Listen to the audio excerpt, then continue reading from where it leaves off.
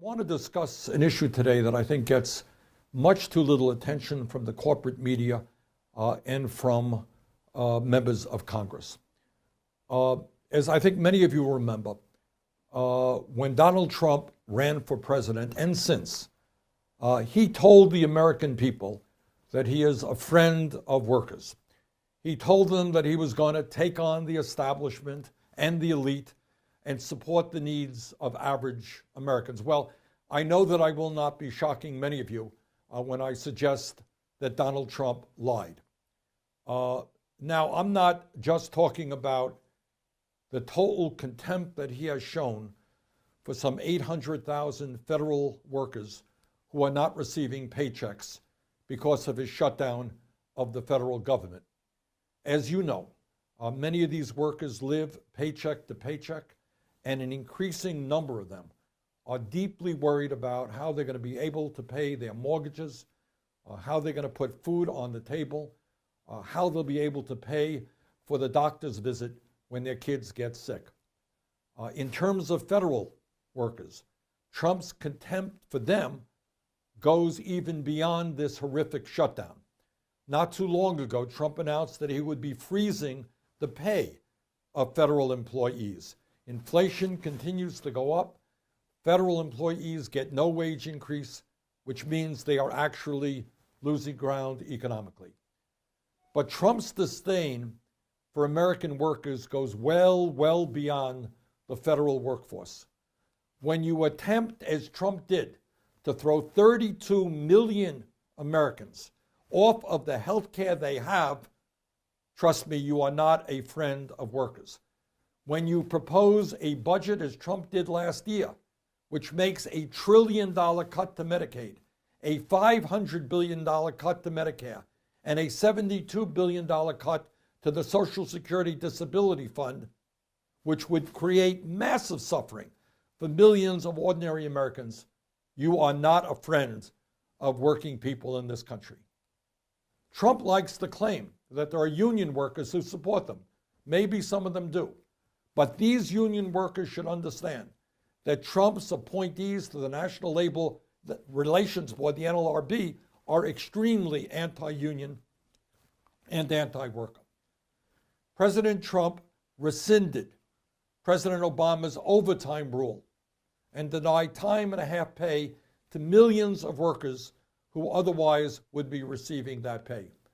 When you take away overtime pay from struggling workers, trust me, you are not a friend of the American middle class.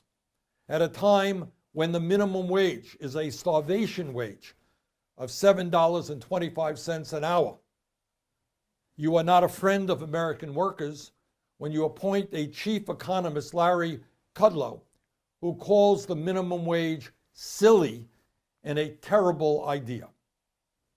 Now, here is the most important point that I want to make.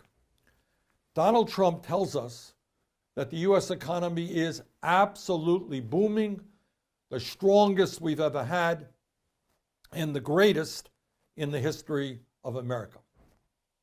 Yes, at his Mar-a-Lago Country Club, where the price of admission has doubled to $200,000 a year, he is right. For those folks who can afford the $200,000 membership fee, and for the top 1% and much of corporate America, the truth is that the economy is really doing very well. But for the middle class and working families of our country, the struggle continues for them as to how to put food on the table, how to pay for housing and prescription drugs, how to put a few bucks aside for their children's college education. Let me briefly describe what is going on in our economy today. In 2017, the top 10 corporate executives saw their combined compensation skyrocket by over 60% from the year before, soaring to $1.85 billion. That means, on average, these individuals each received $185 million in compensation. Yep, that's true. For those people, the economy is doing really, really well. Further, the top 25 hedge fund managers on Wall Street made over $15.3 billion in compensation in 2017, up 40% from 2016, the highest in 4 years. That means, on average, each of them received $612 million in compensation. Incredibly, I want you to hear this, because this talks about priorities in America. This $15.3 billion is nearly double what all 140,000 kindergarten teachers in America made last year. Got that? 25 hedge fund managers made nearly double what all of the kindergarten teachers in America made last year.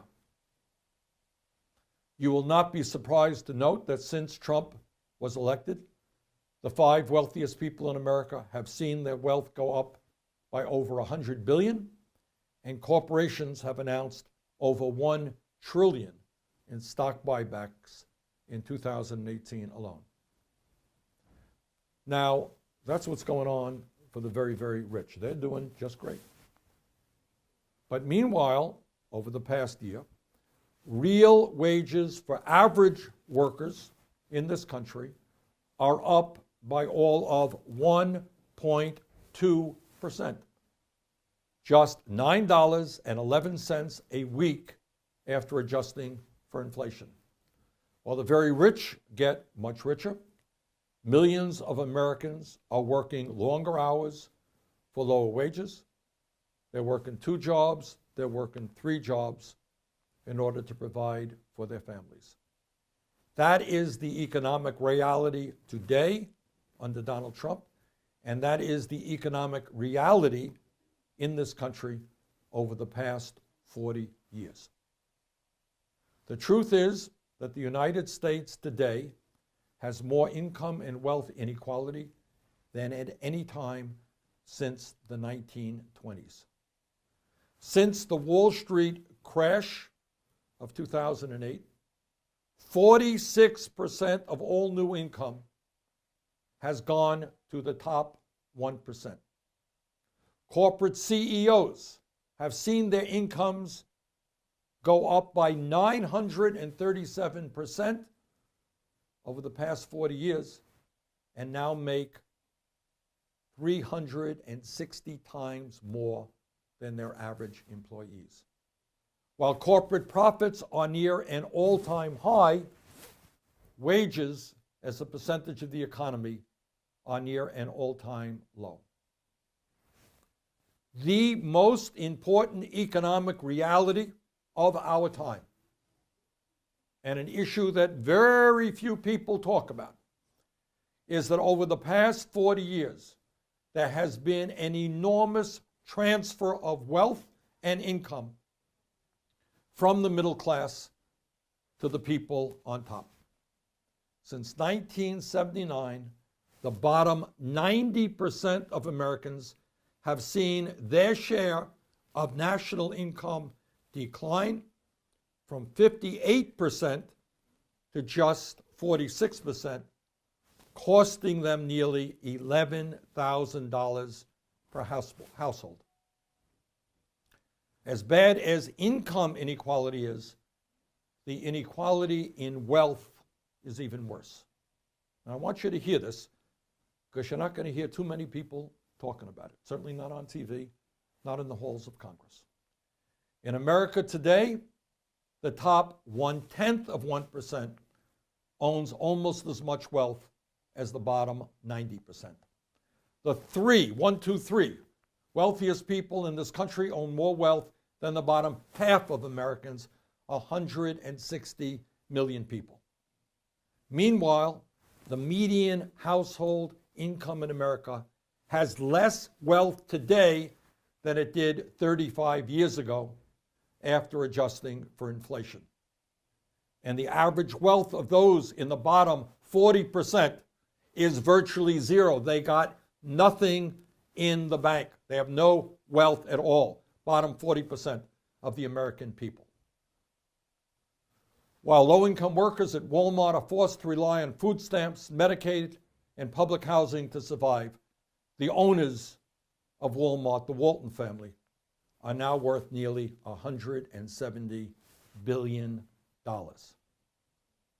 And shockingly, the wealth gap between white Americans and African Americans has more than tripled over the past 50 years. That gap is growing wider and wider.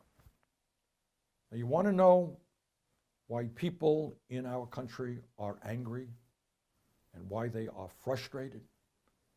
You want to know why so many people are falling victim to diseases of despair like opioid addiction, alcoholism, and suicide?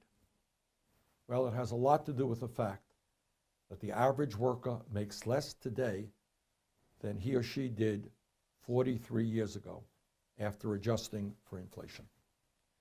In other words, as the price of health care and prescription drugs, housing, child care, and college education continues to go up, wages for the average American worker have not kept pace, and many, in fact, are falling further and further behind. So we say, no, Donald Trump. The economy is not absolutely booming when nearly 80% of workers live paycheck to paycheck. And that means these workers pray and hope that they don't get sick or that their car doesn't break down. Because if that happens, they're in a financial disastrous situation. No, Donald Trump, it is not the greatest economy in the history of America when 43% of households cannot afford to pay for housing, food, childcare, healthcare, transportation, and a cell phone without going into debt. No, Donald Trump, the economy is not booming when Americans are reaching retirement age in worse financial shape than their parents, and when about half of older Americans have no retirement savings at all. They have no idea how they will be able to retire in dignity. Imagine reaching the age of 65, nothing in the bank, trying to survive on Social Security. No, Donald Trump, it is not the strongest economy we've ever had when hundreds of thousands of young people are unable to go to college because of the high cost of higher education, when over 30 million Americans have no health insurance, when 1 out of 5 Americans can't afford the medicine prescribed by their doctors, and when over 40 million people in our country are living in poverty. This is not an economy we should be proud of when we have the highest rate of childhood poverty in the developed world. And life expectancy in the United States has gone down for the 3rd year in a row. No, that is not an economy that is booming or that we should be proud of. Now, if we are to create an economy that works for all of us and not just the few, we need to change our national priorities in a very, very bold way. And here are just a few of the things that we have to do. Instead of giving huge tax breaks to billionaires and large corporations, we must demand that they start paying their fair share of taxes. Instead of an austerity program for working families and the poor, we need austerity for billionaires and large multinational corporations. Instead of throwing millions of Americans off of the health care that they have, we must join every other major country on earth and guarantee health care as a right, not a privilege, through a Medicare for all health care program. Instead of cutting Social Security and nutrition assistance for senior citizens, we should expand those programs so that every American can retire with dignity and respect. Instead of gutting the Social Security net, we should raise the minimum wage to a living wage of $15 an hour. Instead of cutting Pell Grants and increasing interest rates on student loans, we should make public colleges and universities tuition-free. and substantially lower the outrageous level of student debt in this country. Instead of privatizing our infrastructure, we should rebuild our crumbling roads and bridges, transit and rail, water systems, and electric grid, and create up to 15 million good-paying jobs in the process.